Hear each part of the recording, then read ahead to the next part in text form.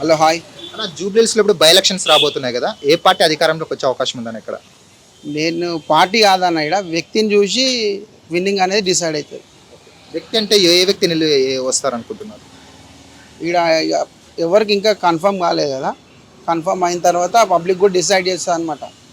అంటే ఆల్రెడీ చూసుకుంటే మాగంటి సునీత గారికి ఇచ్చారు వీళ్ళు బీఆర్ఎస్ వాళ్ళు, దీపక్ రెడ్డి గారికి ఇచ్చారు బీజేపీ నుండి, ఇంకా కాంగ్రెస్ ఒకటే పెండింగ్ ఉంది. కాంగ్రెస్ ఎవరికి ఇస్తే మేలు అనుకుంటున్నారు? ఇక్కడ చూడన్న ఫ్యామిలీ మెంబర్ లెక్క ఉంటాడు నవీన్ యాదవ్, ఆయనకి ఇస్తే బెటర్ అనుకుంటున్నా.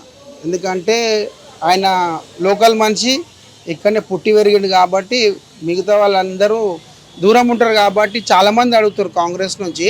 ఇక్కడ నుంచి ఏంటంటే నవీన్ యాదవ్ అందుబాటులో ఉంటాడు, ఏ చిన్న పెద్ద ఏ సమస్య ఉన్నా ముందుంటాడు ఆయన. అందుకే ఆయనకి ఇస్తే మంచిగా అనుకుంటున్నాం.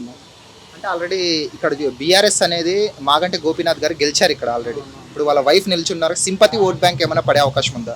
ఈడ సింపతి అనేది కాదన్న, ఎందుకంటే 10 years చూసి ఆల్రెడీ. ఇప్పుడు ఆయన చనిపోయినందుకే ఈడ బై ఎలక్షన్ ఉందన్నమాట. నవీన్ కుమార్ యాదవ్ గారికి ఇస్తే బెనిఫిట్ ఏమైనా ఉందా? అంటే డెవలప్మెంట్ అనేది జరుగుతుంది అనుకుంటున్నాను. అన్న ఆయన ఇప్పుడు అయితే ప్రజెంట్ అయితే కామన్ మ్యాన్ లెక్కనే ఉండి మీరు కూడా కనుక్కోవచ్చు, చాలా పనులు చేస్తాడు. ఇంకా ఆయన రూలింగ్లో వస్తే ఇంకా మంచి అభివృద్ధి జరుగుతుందని పబ్లిక్ కూడా ఆల్రెడీ ఫిక్స్ అయిపోయినారు. ఆయనకు తప్ప వేరే వాళ్ళకి ఇచ్చిర్రు అనుకో ఇక్కడ ఓడగొట్టే ఛాన్సెస్ కూడా ఉంటాయి. కాంగ్రెస్ పార్టీ పక్క ఆయనకి ఇస్తేనే ఇక్కడ విన్ అవుతుంది.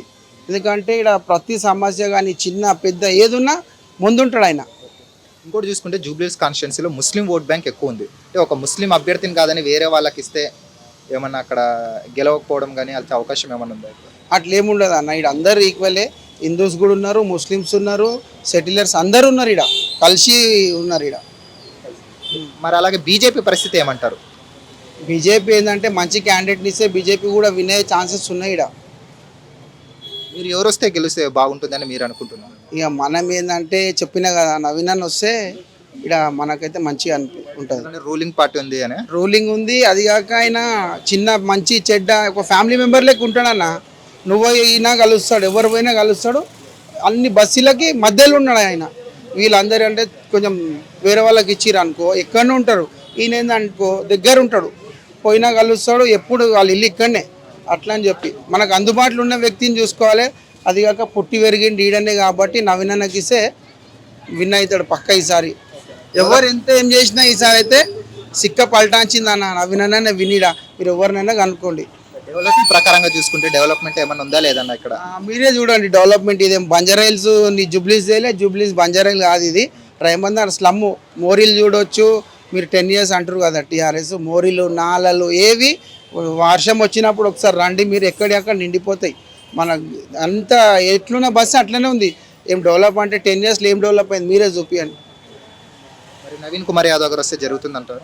నా ఇప్పటికే ఆయన ఏం లేకున్నా చెప్పినా కదా, ఏదున్నా సమస్య తీసుకుపోతే పక్కా చేస్తాడు ఆయన.